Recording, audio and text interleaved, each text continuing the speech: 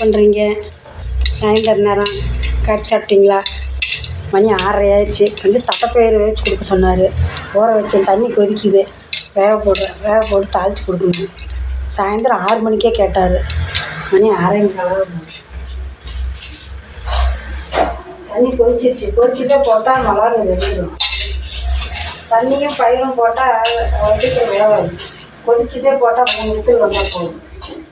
சுண்டல் ஊற போட சொன்னார், மறந்துட்டேன். சரி, தட்டைப்பயிறுனா ஒன்றும் பிரச்சனை இல்லை. தட்டைப்பயிறுனா ஒன்றும் பிரச்சனை இல்லை. மல்லாடி வெந்து கொஞ்சம் இறக்கணும் நட்டத்தோடு.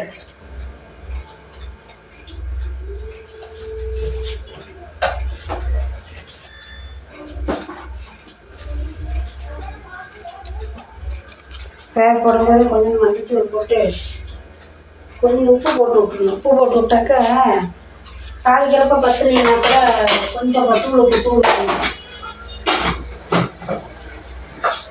தாளிக்கிறப்ப போட்டால் பயிர் உப்பு ஏறாது.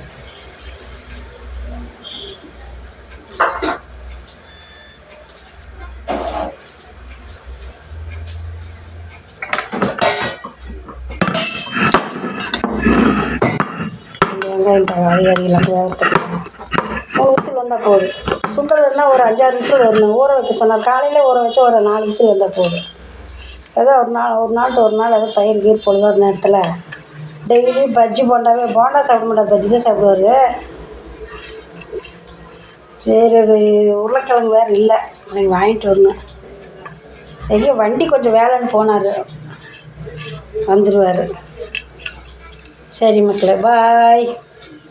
குழந்தைங்களுக்கு கூட இப்போ பொழுதான நேரத்தில் கடையிலலாம் அதை இதையும் தீனி வாங்கி கொடுக்காதீங்க. இப்போ தானியம் பயிர் ஏதாவது ஒன்று வேவிச்சு கொடுங்க, தப்பே இல்லை. நடக்கலை உருண்டை பிடிச்சி கொடுங்க, பொரி உருண்டை பிடிச்சி கொடுங்க. அதெல்லாம் நல்ல சத்து. அப்போ எல்லாம் அப்படி தான் வீட்டில் இருக்கிற பிள்ளைங்களுக்கு செஞ்சு தருவாங்க. பாய்.